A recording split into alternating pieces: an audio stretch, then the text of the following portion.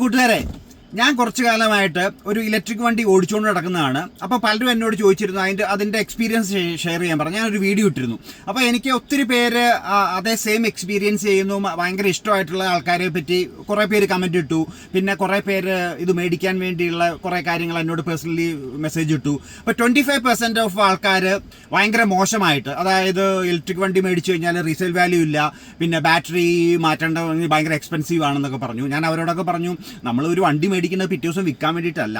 ഇപ്പം ഏത് വണ്ടി മേടിച്ചാലും പിറ്റേ ദിവസം വിറ്റ് കഴിഞ്ഞാൽ ഒരു വിലയും കിട്ടാൻ പോകുന്നില്ല. മനസ്സിലായില്ലേ? ഒരു ദിവസം ലാഭം ഉണ്ടാക്കാൻ വേണ്ടിയല്ല. നമ്മൾ സ്ഥലം മേടിക്കുകയാണെങ്കിൽ ലാഭം ഉണ്ടാവും നോക്കാം. പിന്നെ ബാറ്ററി മാറ്റുന്നത്, ഇപ്പം എഞ്ചിൻ പണി വന്ന് പറ്റില്ലേ?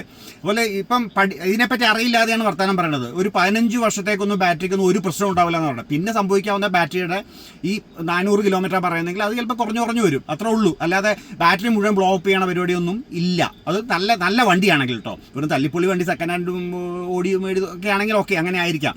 അപ്പം ഞാൻ ഇവന്മാരോട് ചോദിച്ചു, നിങ്ങൾ ഈ EV ഉപയോഗിക്കുന്ന ആളാണെന്ന് ചോദിച്ചപ്പോൾ അവർ ഉപയോഗിക്കുന്ന ആൾക്കാരല്ല, വെറുതെ എന്തെങ്കിലുമൊക്കെ കണ്ടിട്ട് അങ്ങോട്ട് എന്താണ് വാട്സപ്പ് യൂണിവേഴ്സിറ്റിയിൽ നിന്ന് എടുത്തിട്ടുള്ള ചർച്ചയാണ് ഇത് മുഴുവൻ.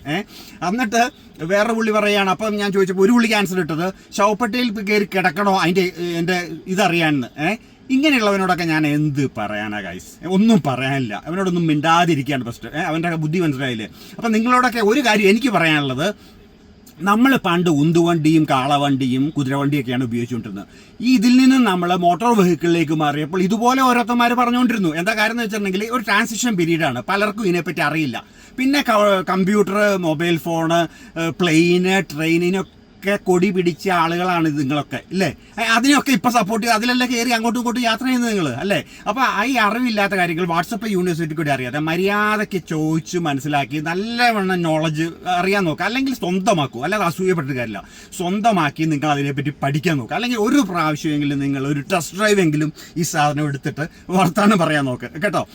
ഇത് എക്സ്പീരിയൻസ് ആണ് ഷെയർ ചെയ്യണത്. അപ്പോൾ ഈ ഒന്നും അറിയാതെ ഒരു വർത്തമാനം പറയരുത്. വാട്സപ്പ് യൂണിവേഴ്സിറ്റി നല്ല നിങ്ങൾ കാര്യങ്ങൾ അറിയേണ്ടത് എന്നാണ് മെയിൻലി എനിക്ക് പറയാനുള്ളത്. അപ്പോൾ ഇതുപോലുള്ള വീഡിയോ ആയിട്ട് ഇനി വരാം കേട്ടോ. എന്നെ ഫോളോ ചെയ്യണം കേട്ടോ.